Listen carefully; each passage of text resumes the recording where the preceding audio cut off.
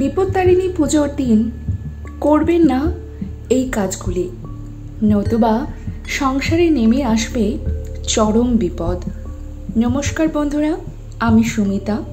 আমার চ্যানেলে আপনাদের সকলকে অনেক অনেক স্বাগত। আশা করছি আপনারা সকলেই খুব ভালো আছেন এবং ঈশ্বরের কৃপায় সুস্থ আছেন। সামনেই আসতে চলেছে বিপত্তারিণী পুজো, আর এই বিপত্তারিণী পুজোর দিন কয়েকটি কাজ থেকে একদমই বিরত থাকবেন এবং কোন কোন কাজগুলি অবশ্যই করবেন আজকে আমি আমার ভিডিওতে আলোচনা করব, এবং যে কাজগুলি করলে আপনার সংসারে নেমে আসবে চরম বিপদ। আজকে আমি আমার ভিডিওতে সেই সমস্ত কাজগুলি আপনাদের সঙ্গে শেয়ার করব। তাহলে চলুন বন্ধুরা, ভিডিওর মূল পর্বে যাওয়া যাক। তবে মূল পর্বে যাওয়ার আগে আমার সকল বন্ধুদের কাছে অনুরোধ, সম্পূর্ণ ভিডিওটি দেখবেন। আশা করছি আপনাদের ভালো লাগবে, আর যদি ভালো লাগে অবশ্যই আমার ভিডিওতে একটি লাইক করবেন এবং আমার চ্যানেলে যদি নতুন হয়ে থাকেন আমার চ্যানেলটিকে সাবস্ক্রাইব করে রাখার অনুরোধ রইল। আমি সাধারণত আমার বন্ধুদের জন্য পুজো পাঠের বিধি, তত্ত্বকথা, বাস্তু, টোটকা এবং বিভিন্ন রকম উপায় বিষয়ক ভিডিও বানিয়ে থাকি। সাধারণত আষাঢ় মাসে অর্থাৎ রথ ও উল্টো রথের মাঝে যে শনিবার এবং মঙ্গলবার পড়ে সেই দিনগুলি বিপত্তারিণী পুজো করা হয়। এই বছর বিপত্তারিণী পুজো পড়েছে 9ই জুলাই এবং 13ই জুলাই। মা কালীরই আর এক রূপ বিপত্তারিণী, তাই এই পুজোর বেশ কিছু নিয়ম রয়েছে। এই পদ্ধতিতে পুজো সম্পন্ন করলে দেবীর আশীর্বাদ প্রাপ্তি হবে। যিনি বিপদ দূর করেন তিনি বিপত্তারিণী। ভক্তের বিশ্বাস নিষ্ঠা ভরে দেবীর পুজোয় দূর হয় সব বিপদ, যাবতীয় বাধা বিঘ্ন থেকে মেলে পরিত্রাণ।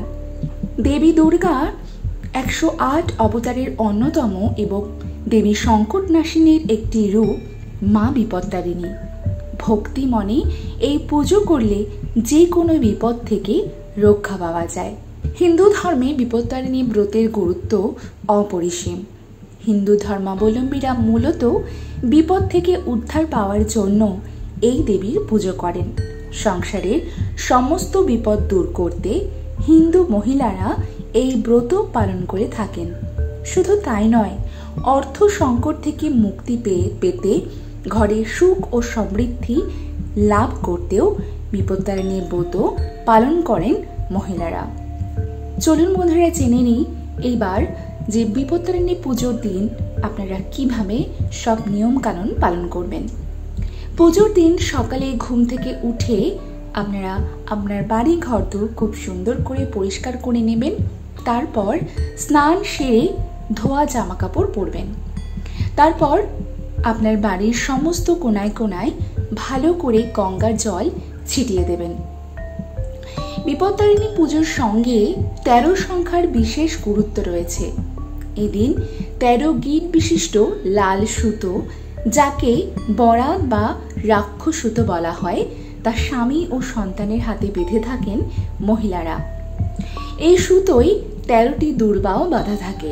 বিপত্তারিণী দেবীকে 13 রকমের ফুল, 13 রকমের ফল ও 13 রকমের মিষ্টি অর্পণ করার নিয়ম রয়েছে। এর সঙ্গে পান, সুপুরি, নারকেলও নিবেদন করা হয়ে থাকে। আপনারা বাড়িতেই পুরোহিত ছাড়া কিভাবে বিপত্তারিণী পুজো করতে পারেন তার একটি সম্পূর্ণ ভিডিও আমার চ্যানেলে রয়েছে। আপনারা চাইলে সেটি অবশ্যই দেখে নিতে পারেন। পুজো শেষে প্রসাদ হিসেবে 13টি লুচি ও 13 রকমের ফল খাওয়ার চল রয়েছে। মনে রাখবেন, বিপত্তারিণী পুজোয় কিছু ভুল হলে তার ফলে সংসারে কিন্তু সমস্যা দেখা দিতে পারে। সে আর্থিক দিক থেকেও হতে পারে, পাশাপাশি ব্যবসা বা চাকরিতে লোকসানের মুখেও পড়তে পারেন। তাই সাবধানেই ও সমস্ত নিয়ম নীতি মেনেই পুজো করা উচিত। পুজো চলাকালীন পরিবারের কোনো সদস্যের সঙ্গে আপনারা কথা বলবেন না, তা না হলে মা বিপত্তারিণী অত্যন্ত ক্ষুব্ধ হতে পারেন। সাধারণত মহিলারাই এই ব্রত পালন করে থাকেন। বিপত্তারিণী পুজোর আগের দিন এবং পুজোর দিন অবশ্যই নিরামিষ খাবার খেতে হবে যারা এই ব্রত পালন করবেন, এবং এই দিন লাল রঙের বস্ত্র পরে বিপত্তারিণী পুজো করলে কিন্তু ভালো ফল মিলবে। এই দিন মৌন ব্রত পালনের পরামর্শ দেন পুরোহিতেরা। বলা হয় পুজো চলাকালীন কারো সঙ্গে কোনো কথা বলতে নেই, এতে অত্যন্ত রুষ্ট হন বিপত্তারিণী মা। নিষ্ঠা ভরে পুজো করার পরামর্শ দিয়েছেন বিশেষজ্ঞরা। পুজোয় যেন কোনো রকম ভুল ত্রুটি না থাকে। এই দিন ভুলেও কোনো মহিলাকে কটু কথা বলবেন না, অথবা কোনো রকম আঘাত দিয়ে কিংবা কোনো রকম অপমানজনক কথা বলবেন না। পুজোর দিন কোনো রকম চাল এবং গমের কোনো খাবার খাওয়া যাবে না। আপনারা এই দিন পুজোয় দেওয়া প্রসাদ, লুচি এই সমস্তকে থাকতে পারেন। শাস্ত্র অনুসারে বিপত্তারিণী পুজোর দিন কাউকে চিনি দিতে নেই, যদি সেই চিনি হলো শুক্র এবং চন্দ্রের সঙ্গে সম্পর্কযুক্ত। প্রচলিত বিশ্বাস অনুযায়ী এই দিন কাউকে চিনি দিলে শুক্র দুর্বল হয়, যার ফলে পরিবারে অশান্তি দেখা দিতে পারে। পরিবারের সদস্যরা আর্থিক সংকটের মুখে পড়তে পারেন। কোনো অন্ধকার ও অপরিচ্ছন্ন স্থানে ভুলেও দেবীর পুজো করবেন না।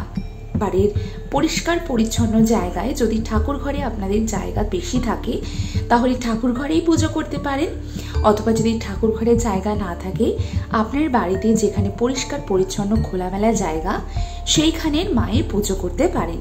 এর ফলে বাড়ির যদি অপরিচ্ছন্ন জায়গায় পুজো দেন তাহলে বাড়ির সুখ শান্তি নষ্ট হয়। বিপত্তারিণী পুজোর সময় কখনোই কাউকে অপমান করবেন না, এমনকি এদিন কোনো মহিলার সম্পর্কে কুরুচিকর কথা বলবেন না, এতে মা লক্ষ্মী ক্রুদ্ধ হন। এই দিন পরিবারের নিকট সদস্য ছাড়া কোনো ব্যক্তিকে টাকা দেবেন না ও নিজেও কারো থেকে ধার করবেন না। মনে করা হয় এই সময় প্রদত্ত অর্থ ফেরত আসে না, সেই সঙ্গে দেবী রুষ্ট হন এবং সম্পর্ক নষ্ট হয়ে যায়। এই পুজোর দিন পরিবারের কোনো সদস্যের মদ্যপান অথবা কোনো রকম তামাক জাতীয় দ্রব্য সেবন করা উচিত নয়, এতে পরিবারকে সংকটের মুখে পড়তে হতে পারে এবং মা বিপত্তারিণী অত্যন্ত রুষ্ট হন। বিপত্তারিণী পুজোর দিন আরও একটি জিনিস অবশ্যই মেনে চলবেন, সেটি হলো বিপত্তারিণী পুজোর দিন কাউকে চিনি দেবেন না। জ্যোতিষশাস্ত্র অনুযায়ী চিনির সঙ্গে শুক্র এবং চন্দ্রের সম্পর্ক রয়েছে। অন্যদিকে শুক্র বস্তুগত সুখের কর্তা, তাই এই দিন চিনি দিলে শুক্র দুর্বল হয় এবং সংসারে অশান্তির পাশাপাশি আর্থিক সংকট দেখা দেয়। তাহলে বন্ধুরা, আশা করছি আজকের ভিডিওতে আমি আপনাদের জানাতে পারলাম যে বিপত্তারিণী পুজোর দিন আপনারা কোন কোন নিয়মগুলি পালন করবেন এবং কোন কোন কাজগুলি একদমই করবেন না, যাতে করে আপনার পরিবারের উপর নেমে আসে সংকট এবং আপনি আর্থিক সমস্যার মুখে পড়েন। তাহলে আশা করছি আজকের আমার ভিডিওটি আপনাদের ভালো লেগেছে এবং একটু হলেও আপনাদের উপকারে আসবে। আর যদি আমার ভিডিও ভালো লাগে তাহলে অবশ্যই আমার ভিডিওতে একটি লাইক করবেন এবং আমার চ্যানেলে যদি নতুন হয়ে থাকেন আমার চ্যানেলটিকে সাবস্ক্রাইব করে রাখার অনুরোধ রইল এবং ভিডিওটি বেশি বেশি করে শেয়ার করে দেবেন, যাতে আপনার সাথে সাথে আপনার আত্মীয় পরিজন, বন্ধু বান্ধব সকলেই এই ভিডিওটি পেয়ে উপকৃত হয়। তাহলে বন্ধুরা, আজকের ভিডিওটি আমি এখানেই শেষ করছি। আবারও দেখা হবে আপনাদের সঙ্গে নতুন কোনো একটা ভিডিও নিয়ে খুব শিগগিরই। ততক্ষণের জন্য আপনারা সকলে খুব ভালো থাকবেন এবং ঈশ্বরের কৃপায় সুস্থ থাকবেন।